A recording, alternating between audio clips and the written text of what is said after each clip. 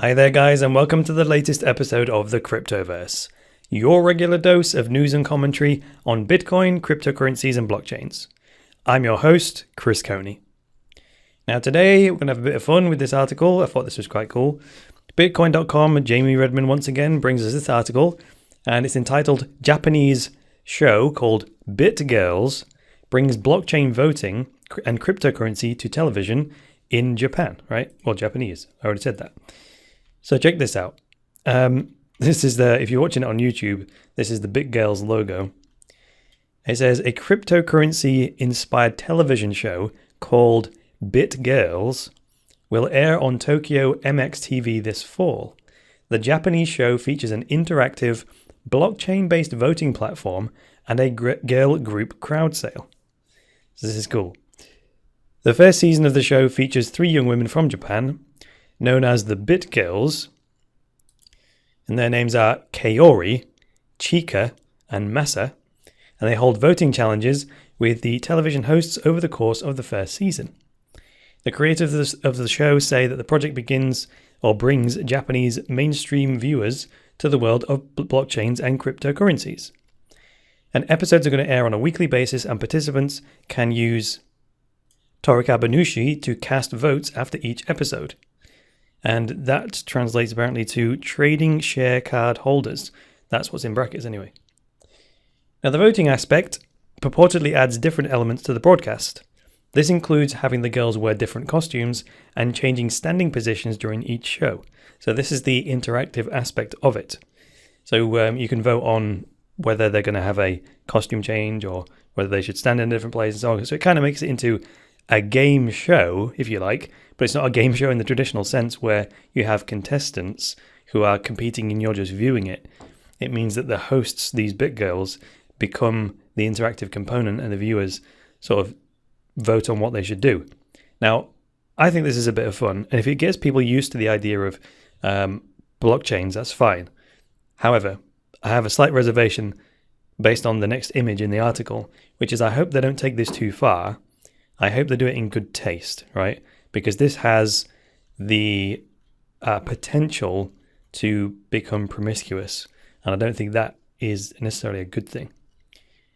So furthermore, BitGirls will air internationally, as the creators plan to broadcast every episode online.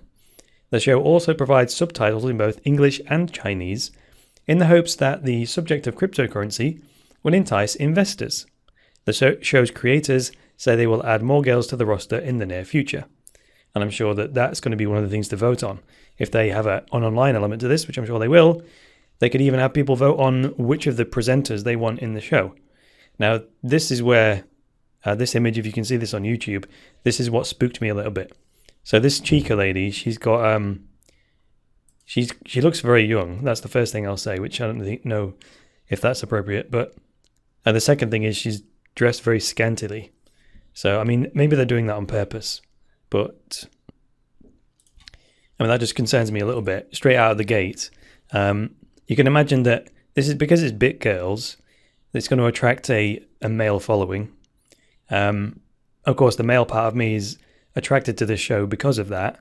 However, my more spiritual, moral side is balancing that out by saying, well, hang on a minute. Of course, the male populace is going to vote for, less and less clothing if they allow it. And I don't know, while my male side would prefer that, my value system doesn't really feel that is appropriate.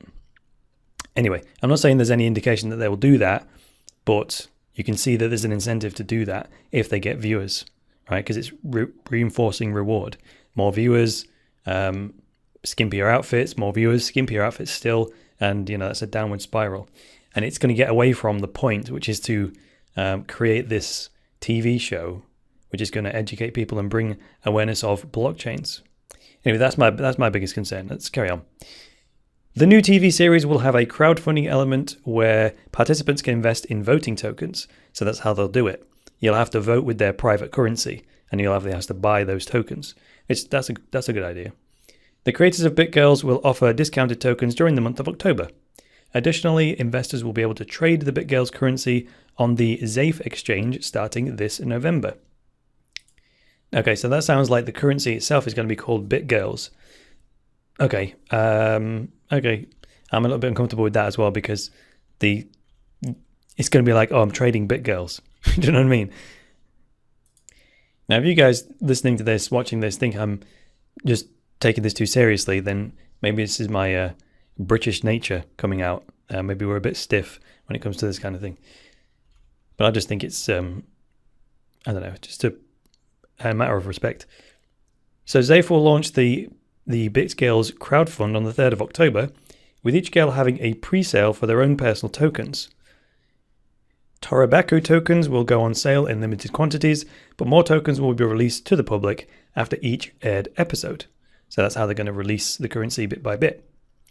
The Torobaku tokens will be paired with Bitcoin, XEM, and Zaif counterparty tokens.